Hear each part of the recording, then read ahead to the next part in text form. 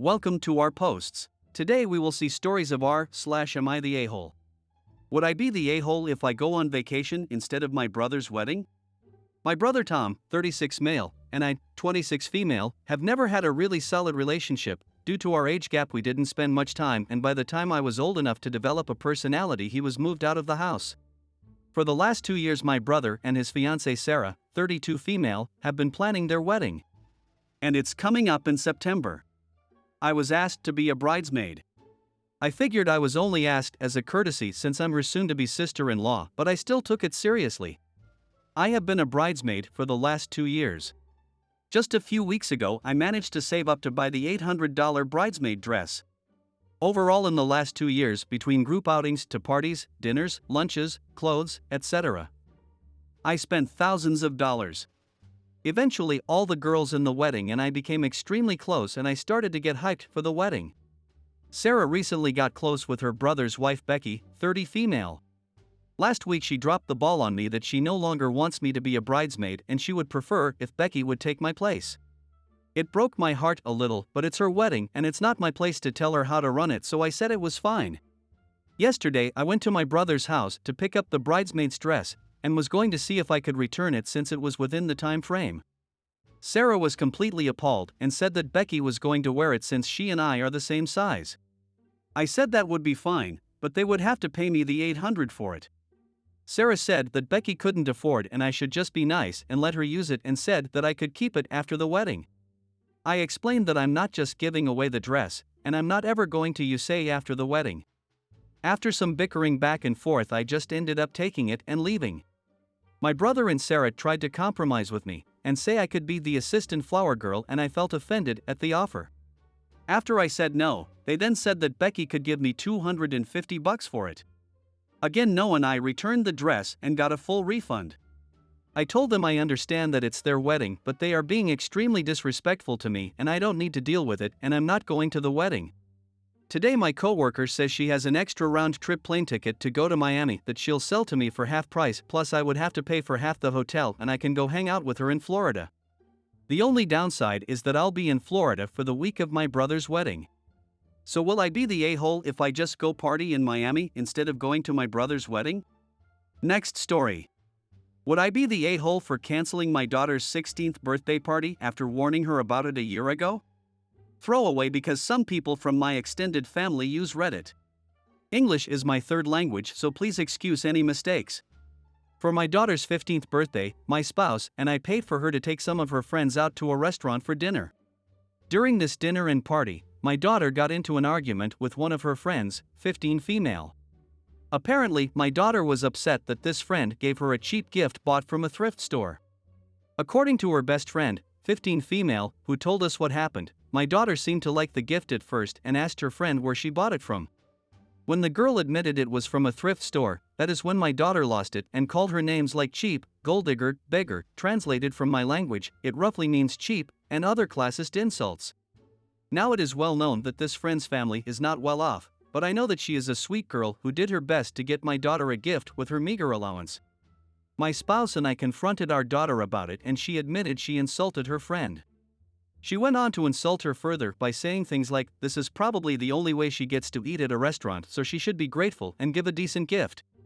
I don't know where my daughter learned such entitlement, but she did not learn it at home. Even her best friend was uncomfortable by her behavior. We immediately took away all her gifts and donated them. We also told her that unless she apologizes to this girl in front of everyone who was present at the party, we will not be sponsoring any more of her birthdays. My daughter never apologized, and over time, the girl drifted apart from the friend group. My daughter's 16th birthday is coming up next month, and she has started talking about what kind of party she wants. I reminded her of our promise that we would not fund any more birthday parties until she has apologized for her behavior at her previous party. Daughter is saying it's been a year and the girl is no longer her friend anyway. She said her best friend is getting a sweet 16 party, not a thing in my culture, and how will it look if she doesn't get one? We told her she still has a month to apologize, but she is not planning to do it because she thinks we'll cave. My in-laws are offering to pay for her party, but we have forbidden them from doing that. Daughter and both sets of grandparents are telling us that we are being too harsh and ruining her social life. Would I be the a-hole if we don't give her a birthday party this year? Next story. Am I the a-hole for mostly ignoring my girlfriend on her birthday? I am 23 years old guy. Yesterday we celebrated my girlfriend's 21st birthday. Her parents threw a big celebration party with all her friends and family. For me personally, this was the first time I met anyone in her family with the exception of her parents. It was also her first birthday I celebrated with her since we've been dating for about 7 months. Now, I am originally from Romania, from a region called Maramureș. But I've been living abroad for 11 years now. My girlfriend mentioned at some point that one of her grandmothers was also from Romania, but we didn't discuss it in detail. So yesterday I met my girlfriend's grandmother, and what can I say? I couldn't believe how small the world was. Not only was she Romanian but from the same county as me, Maramureș. So we talked, and talked a lot. She told me her life story. We reminisced about Baia Mare. I really enjoyed the conversation, especially talking in my native language. And that's how I spent most of the party. Of course, when my girlfriend asked me to take photos with her, or when the cake came, I gave her my full attention.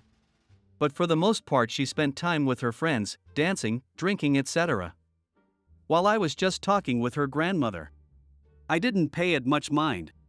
But after the party was done she told me she felt neglected by me during her birthday. And this morning she seems pissed off at me. Next story. Am I the a-hole for refusing to pay for my daughter's wedding because she won't let me walk her down the aisle? I'm a 48-year-old man and my 19-year-old daughter has always been an independent thinker. I raised her to be independent and think for herself, which I've always appreciated. However, we recently hit a bit of a snag.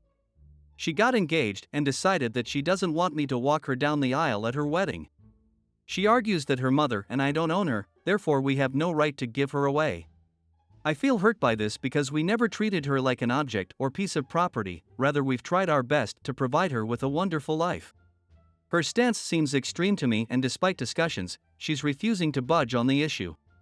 I respect her choices, but I feel she's disregarding our feelings completely. As a response, I told her that if she feels that way, then I won't be paying for her wedding. I don't want to come across as controlling or manipulative. It's true, I don't own her. I also don't owe her a fully funded wedding. She can pay for her own wedding if she's insistent on this stance. I'm feeling quite conflicted about this. Am I the a-hole? Next story. Am I the a-hole for telling my half-brother the reason why my mom wants nothing to do with him? When I, 16 male, was a baby, my parents divorced. My dad had been cheating on my mom, and it only came to light because his mistress, my stepmom, got pregnant and made him choose between her and my mom. 9 months and 1 divorce later, my brother Ethan, now 14, was born. Needless to say, my mom isn't fond of Ethan. She doesn't hate him, but she doesn't love him either, or want any type of relationship with him.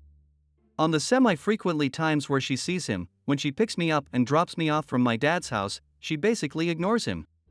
She avoids making eye contact or ever initiating conversation with him, and when he tries to talk to her, she gives short answers and gets us both on our way as soon as possible.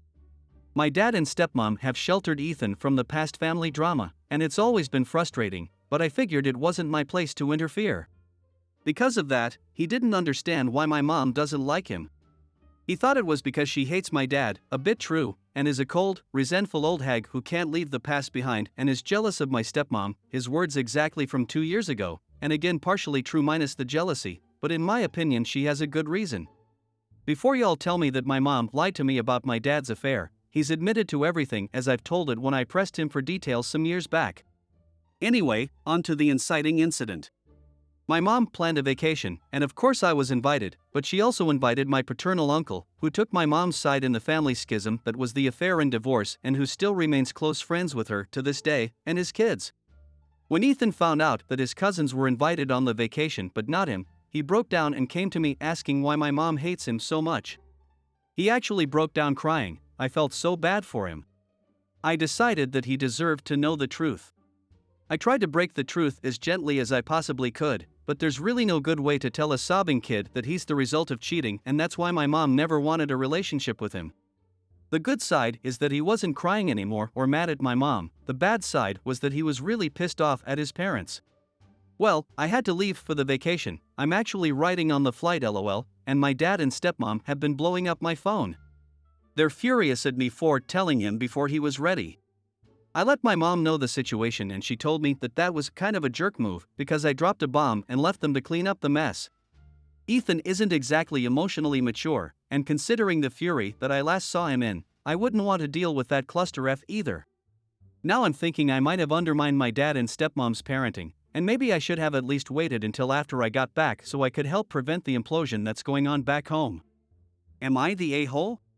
Next story. Am I the a-hole for building my teenage son's a bedroom in the backyard?